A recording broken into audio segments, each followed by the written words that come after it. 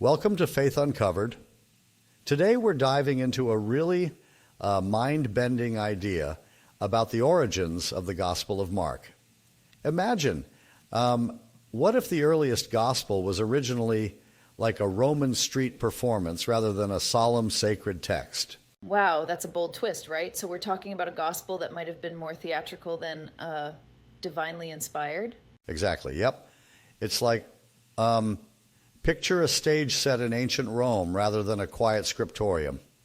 Dr. James Tabor and other scholars like Danila Oder have been exploring how Mark's narrative could follow the very structure of Greco-Roman theater. Yeah, that kind of makes you wonder if what we think of as scripture was really designed to entertain or maybe even to mock certain societal expectations. Right, absolutely. The idea is that characters pop in and out with only a couple lines, kind of like stage extras in a fast-paced performance. It's like they show up, say something dramatic, then vanish, which is, well, super typical of a Roman play. Yeah. And what about the structure overall? I've heard it's really episodic and dramatic, almost like it's structured for rapid scene changes. Exactly, yeah. The narrative is fast-paced and geographically inconsistent, kind of like a play that never had the luxury of elaborate sets. It's more improvised, symbolic dialogue rather than natural conversation. It's almost as if the gospel was designed to keep an audience on the edge of their seats. That's wild. So the idea is that the gospel wasn't meant for quiet reading, but for a live, dynamic performance. Yep, exactly. Think about the disciples, for instance. They often function like a chorus, asking clarifying questions that serve to guide the audience's understanding. It's theatrical in every sense. Interesting. But don't you think that might oversimplify the historical intentions behind these texts? I mean, couldn't there be room for both theatrical performance and spiritual teaching? Fair point, but proponents of this theory argue that the dramatic scheme is too pronounced to be mere coincidence. When you look at Mark 13, for example, it's often dubbed the Little Apocalypse, a prediction that fits almost too neatly into the narrative of a Roman propaganda tool after, Jerusalem's destruction. So the text might have been repurposed as a sort of political performance to pacify resistance after the Jewish revolt, right? Exactly, yes. Joseph Atwill's Flavian signature theory suggests that the gospel was essentially tailor-made to legitimize Roman imperial authority by portraying the doomed nature of a rebellious Messiah. It's kind of like using dramatic irony to control the narrative. I can see the appeal, though I wonder if it might be a tad too conspiratorial. I mean, isn't there a risk of reducing a deeply spiritual text to just stagecraft? That's a valid critique. But even conservative scholars like Adam Wynne have noted Roman influences in the text, suggesting that, the interplay of performance and propaganda wasn't uncommon in that era.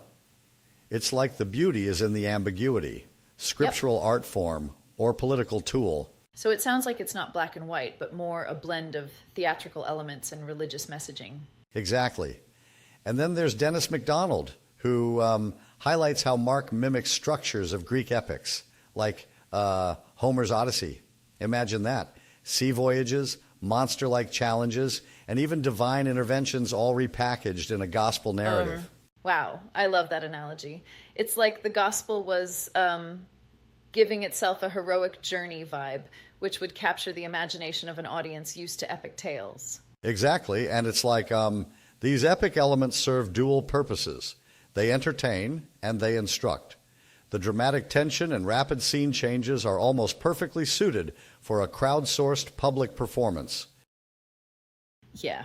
And when you consider the idea that later, more orthodox interpretations turned this performance into a sacred text, it really does make you ask, what are we really reading today? Exactly, that's the kicker. Later figures, especially Marcion, even elevated this theatrical gospel, possibly using it as a foundation for other writings, like Paul's letters. So Christianity, for all its spiritual weight, might have roots that are steeped in performance art. That's both fascinating and a bit unsettling. So every time we read Mark, are we watching a piece of theater rather than pure divine narrative? Exactly. And imagine this. If you're in an ancient Roman amphitheater, the performance style would be so dynamic. You'd see characters briskly coming and going, stage directions hidden in dialogue. It's like a live reenactment of power struggles and tragedy. It almost recontextualizes the entire birth of Christianity, doesn't it? Instead of emerging purely from religious fervor, it might have been, in part, a response to socio-political narratives of the time. Absolutely, exactly. It suggests that the roots of Christianity were not just spiritual, but also deeply intertwined with cultural and political theatrics. It was a performance that resonated with the Roman audience, one built to pacify and to legitimize power after the chaos of revolts. And what's also really intriguing is how this theory reframes the notion of authenticity in sacred texts. I mean, if a gospel was originally a play, does that diminish its spiritual value or just highlight its historical complexity? That's a great question. It's like, should we separate art from its meaning? The dramatic form might have served as a vessel for deeper truths, messages meant to be performed for the masses. While it might not have started as the evangelical text we consider today, its transformation shows how texts evolve. It could even be argued that the theatrical origins allowed for a wider appeal. Mixing entertainment with allegory made it more accessible. But still, it challenges the traditional narrative that rests solely on divine inspiration. Yeah, exactly. And think about the stylistic elements like the rapid scene shifts and the use of symbolism instead of naturalistic conversation. These are hallmarks of a performance intended to captivate and provoke thought. And isn't it fascinating that what might have started as a playful or even satirical performance eventually laid the foundation for one of the world's major religions? Absolutely. It's like out of what might have been a bit of a creative reinterpretation or even subversion of established narratives, emerged a new ideological framework. This transformation from stage play to sacred text really underscores the fluid nature of cultural narratives. Yet, I have to wonder, what does this mean for how we interpret not just Mark, but historical texts in general? Are we just seeing layers added over time that obscure the original intent? That's a challenging thought, isn't it?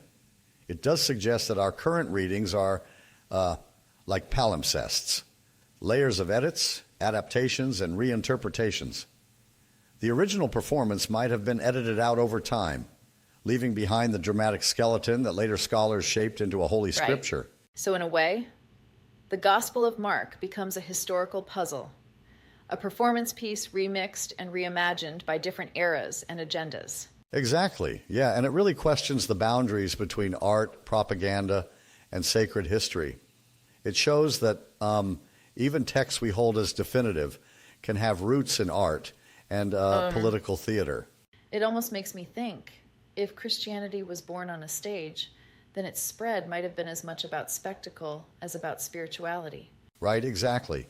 The idea that a performance could evolve into a doctrine is both thrilling and a little unsettling. It's a reminder that history is often written not just by the victors, but by creative storytellers who adapt narratives to their times. Yeah.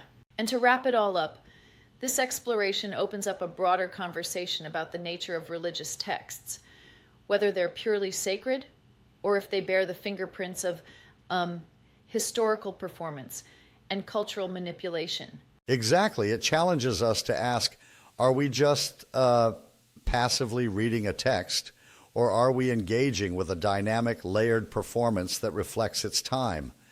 It's like every reading is a chance to see history perform its own drama right before our eyes. This has been an exhilarating discussion, really shaking up how we look at these ancient narratives.